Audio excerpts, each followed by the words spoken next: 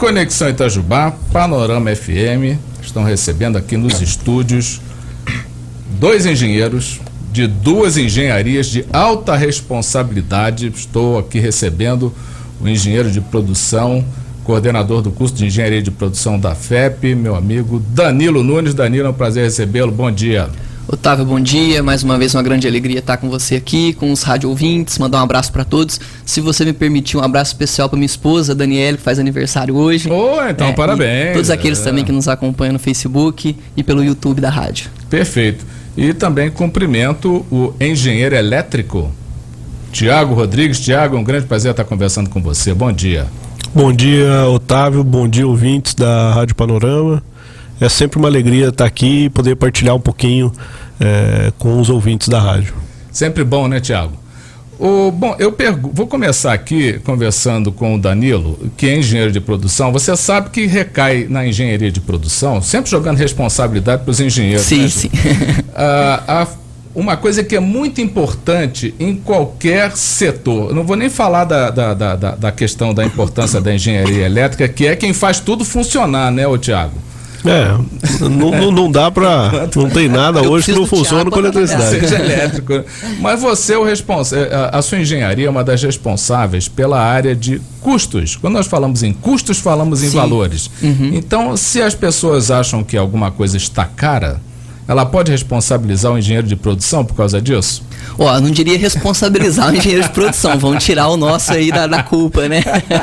Mas assim, ela pode pedir que o engenheiro de produção ajude, né? E na verdade a gente trabalha muito em cima disso. Todo o processo de fabricação, todo o desenvolvimento de produto, qualquer que seja o produto ou o serviço, passa por meio do engenheiro de produção. E claro que uma das responsabilidades do engenheiro de produção é oferecer a qualidade à medida do possível, reduzindo custos, né? Seja no serviço, seja no produto que vai ser oferecido. Então, claro, cabe a gente sim tentar melhorar o processo, reduzindo o custo, reduzindo o desperdício, para que isso reflita lá no bolso do consumidor no final. Agora, vamos explicar para as pessoas em que áreas que o engenheiro de produção atua.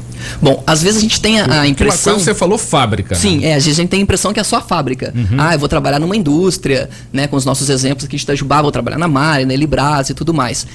Isso é uma das áreas apenas. Né? Mas a engenharia de produção, ela pode atuar em N possibilidades. A gente pode citar a área de logística, que diz respeito a todo o suporte que essas fábricas precisam receber de matéria-prima, de enviar os seus produtos para os seus consumidores, logística. A gente pode atuar no setor que tem sido muito visto ultimamente, Otávio, na parte de empreendedorismo. Né? Então você traz a engenharia de produção no desenvolvimento de novas e pequenas empresas, startups, justamente porque se algo novo está surgindo agora, eu preciso reduzir custo, eu preciso trabalhar com o melhor que eu tenho, na quantidade inferior de colaboradores muitas vezes. Quer dizer, então o engenheiro de produção ele também tem uma importância administrativa, contábil. Sim, a gente tem dentro do currículo da engenharia de produção grande parte do seu conteúdo também relacionado à parte de gestão. Né, um pouco relacionado à parte contábil, à parte econômica, à parte de engenharia financeira também, a gente trabalha um pouco disso, né, economia, a parte de engenharia econômica. Então, isso também cabe ao engenheiro de produção atuar. Isso aí é muito importante. Mas então, por que as coisas continuam tão caras? Então, a gente tem uma possibilidade de observar que muitas vezes a matéria-prima fica cara e isso acaba encarecendo o produto. Então a gente pensa, a gente pensa no quê? De olhar para esse processo produtivo e ver essas possibilidades de redução. Porque se a gente está gastando, desperdiçando matéria, está desperdiçando tempo, desperdiçando mão de obra, e tudo isso impacta lá no valor do produto final para o meu consumidor. Então eu preciso ver as etapas que agregam valor de fato, reduzir aquelas que geram desperdício, para que nem que seja um pouco a gente consiga abater lá no produto final. Então, o Tiago, o Danilo, é um desafio constante, né? Porque essas alterações de valores face à economia, mudança do dólar, sim. Câmbio, a gente precisa pensar em toda esse panorama salário que a gente... mínimo, muda o percentual do INSS, então, da Previdência. Isso. Tudo vai impactar na produção. Quer dizer, tudo vai cair na cabeça do engenheiro de produção. Sim, porque ele vai caber essa gestão. A direção não quer nem saber. Produção, que resolve. Preciso que reduza, mas o grande desafio, Otávio, é porque a gente precisa reduzir sem perder qualidade, Sim. sem perder prazo de entrega. Sim. Porque seria muito fácil. Não, tira uma certa quantidade de pessoa para trabalhar, a gente vai gastar menos, demite, mas eu não consigo entregar. Então eu não vou atender a demanda, ou vai ficar mais caro. Então, enfim, eu preciso trabalhar com essas possibilidades, com esses fatores, né, tentando otimizar a produção para que eu consiga oferecer qualidade no tempo previsto, na hora que o consumidor deseja, aquilo que ele deseja, claro, num preço que seja acessível. É um desafio, É um desafio. Agora eu vou passar aqui rapidamente. Mas engenheiro gosta de desafio. Não, pois é, né? Esse é um dos pré-requisitos para um candidato a uma engenharia dessa, não é isso? Não adianta você chegar numa engenharia achando que você não vai ter desafios, coisas para você inovar a cada dia. Né? Então, a gente precisa ter esse ar de lógica, esse pensamento, raciocínio lógico, aliado à responsabilidade social, responsabilidade ambiental, né? E a cada dia os novos desafios com as dificuldades de serem superadas. Quer dizer, então, para engenheiro de produção não existe, como chama, zona de conforto? Não. A zona de conforto, a gente precisa sair dessa zona de conforto. A gente ficar ali tranquilo, a gente não vai resolver os problemas, né? A gente vai ficar estagnado, né? Sem a possibilidade de melhoria. Então, aquele aluno que tem o interesse de fazer engenharia de produção, ele vai ter que sair da zona de conforto, vai ter que estudar bastante, vai ter que inovar, porque o mercado exige isso nos dias de hoje. Não é brincadeira. Agora, eu tinha que conversar rapidamente com o Thiago, porque tudo isso que você está falando não aconteceria, aliás, Thiago me desmente se eu estiver errado, se não fosse a engenharia elétrica. Otávio, na verdade há um pensamento clássico que diz que o engenheiro, na verdade, é um grande solucionador de problemas, né? Isso qualquer engenharia, eu acho que ela nasceu com esse viés. E quando a gente fala de problemas, obviamente existem os problemas da indústria, mas é muito mais que isso, né? São problemas da sociedade, né? Então, saneamento, transporte, a questão das cidades, a energia, né? A energia elétrica, no caso da engenharia elétrica, mas enfim, são os grandes problemas da sociedade que o engenheiro precisa, né, arregaçar as mangas e resolver. Talvez essa é a questão, né? Quem tiver interesse, né, em engenharia, estiver pensando em fazer engenharia, em ser engenheiro, é mais ou menos por aí, né? Você vai trabalhar com problemas, existem os mais diversos da sociedade, e a ideia é você chegar numa sociedade melhor, né? Aquelas proposições que você fizer, aqueles projetos que você desenvolver com o intuito de melhorar a sociedade. Então essa é a questão, para todas as engenharias de uma maneira geral. Isso. Mas qual é a particularidade que você aponta para a engenharia elétrica? A engenharia elétrica, ela trabalha, obviamente, com eletricidade, né? E aí existem basicamente 4 viés, né? 4 grandes áreas da engenharia elétrica. A gente pode destacar a questão da energia, essa é uma, né? Quando você fala de energia eólica, solar, hidroelétrica, então as fontes de energia, desde lá da geração, desde lá da usina, o engenheiro eletricista atua ali, até ela passar por todo o caminho, as linhas de transmissão, até chegar nas residências. Essa é uma grande área. Uma segunda grande área é realmente trabalhar na indústria.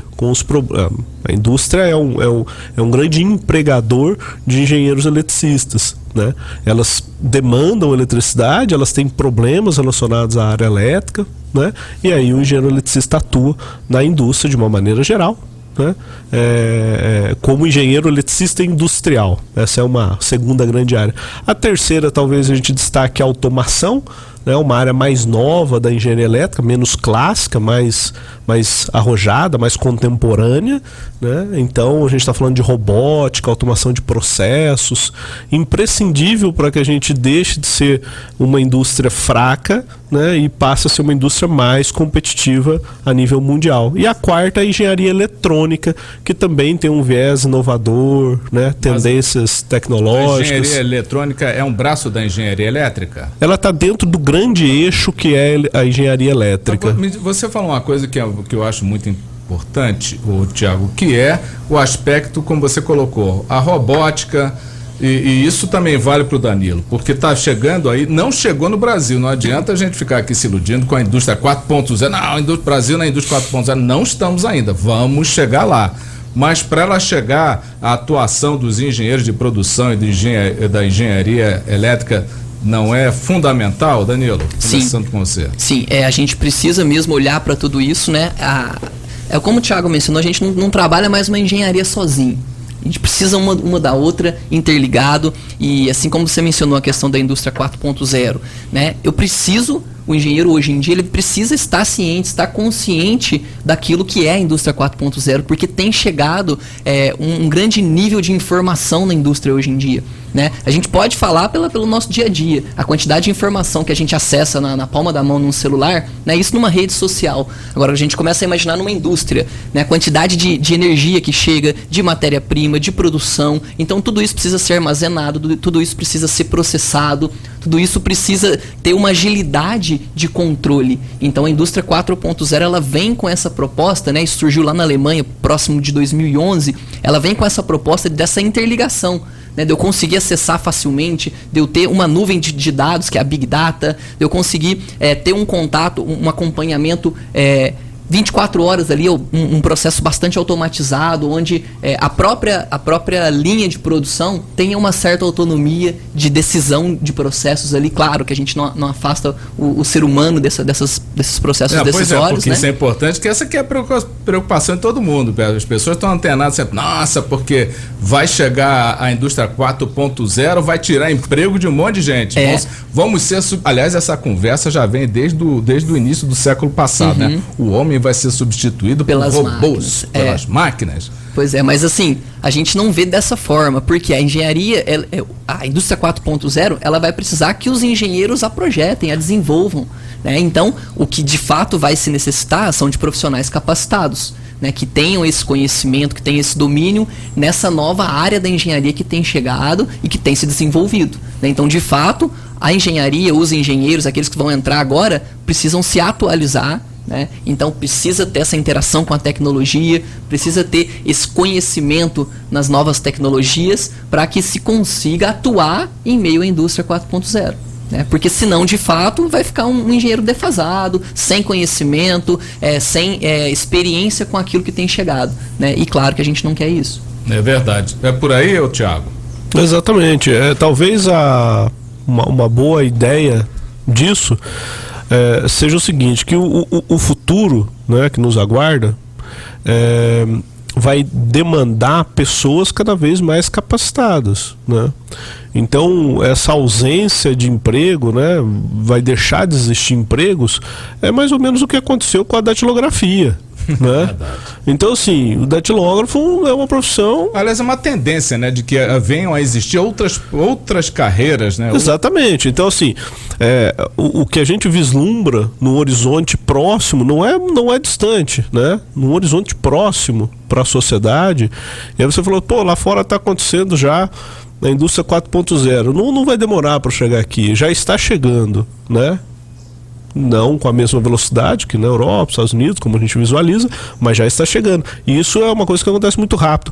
Então o pessoal tem que se preparar hoje. Não pode se preparar, não dá para esperar chegar, senão você perde a crista da onda. Exatamente. Né? Então, assim, precisa se especializar nas tecnologias. As tecnologias, de uma maneira geral, não são só relacionadas às engenharias. Se você vai para o campo, o homem do campo de hoje não é o homem do campo de 20 anos atrás, de 30 anos atrás. Então a tecnologia está inserida no campo, está inserida no comércio, então ela está inserida em todas as áreas. Então quando a gente fala aí de internet das coisas, cidades inteligentes, né, indústria 4.0, todas essas novas tecnologias, temos que nos preparar hoje. Ou seja, campo de trabalho para engenharia nenhuma vai ser problema, né? Porque a gente está vendo aí esses crescimentos todos em potencial, começando já, como você está dizendo, estão chegando. E aliás, para quem vai querer começar uma engenharia agora, estando formado daqui a 4, 5 anos, vai pegar já, vai surfar no alto da onda, né, o Danilo, né, o Thiago? Exatamente.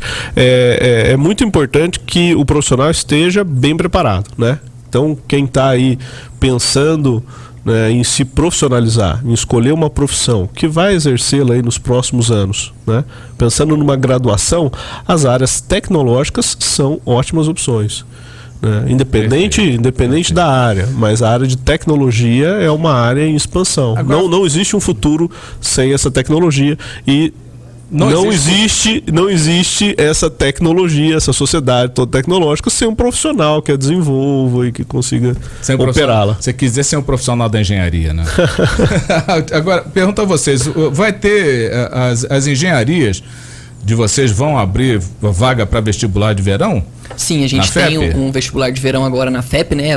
O vestibular acontece no mês de janeiro, né? A prova no dia 25, e a gente tem as vagas abertas para as engenharias, engenharia de produção no período noturno, né? A engenharia elétrica também. Noturno também? Noturno também. São quantas vagas para cada um? A quantidade de vagas ela ainda está em definição, né? Okay. Uma vez que são vagas remanescentes do vestibular. A produção forma em quanto tempo? Produção são 5 anos, né? 10 semestres. Também, As né? engenharias como um todo na FEP. 5 anos. Né? Mas além das duas, a gente também tem a engenharia mecânica, engenharia civil, né? Mecânica noturno, a civil diurno. Né? Então todas essas engenharias estão com vagas abertas para esse vestibular. As inscrições já estão abertas? As inscrições se iniciam amanhã. Amanhã, dia 20. Sexta-feira. Isso, 20 de dezembro. Dia 20 de dezembro. E a prova e essas inscrições vão até dia 22 de janeiro. E a prova dia 25 de janeiro. Beleza. Mas eu não recomendo deixar para a última hora, não. Entre em contato, conheça, vejam as vagas, o processo de inscrição. Onde é que as pessoas podem pegar essas informações? Eu sugiro através do contato telefônico, diretamente na FEP, né? 3629-8436, 98862-1006, através do e-mail também, é uma possibilidade, vestibular@fep.br, ou ingressando no site mesmo da instituição, lá tem todas as informações, www.fep.br. Beleza. Esses são os canais principais de comunicação. Beleza. Eu queria agradecer imensamente a vocês, Danilo, Tiago, foi um grande prazer estar falando um pouco dessas profissões tão bacanas e sucesso para vocês. Danilo, até breve. Até breve, Otávio. Obrigado mais uma vez. Um abraço a todos. Tiago, valeu. Obrigado, Otávio. Obrigado, ouvintes. À disposição. Esses foram os engenheiros elétricos Tiago Rodrigues, que é o coordenador do curso de Engenharia Elétrica da FEP, Centro Universitário, e o coordenador do curso de Engenharia de Produção, Danilo Nunes, participando aqui do Conexão Itajubá, nas ondas da Panorama.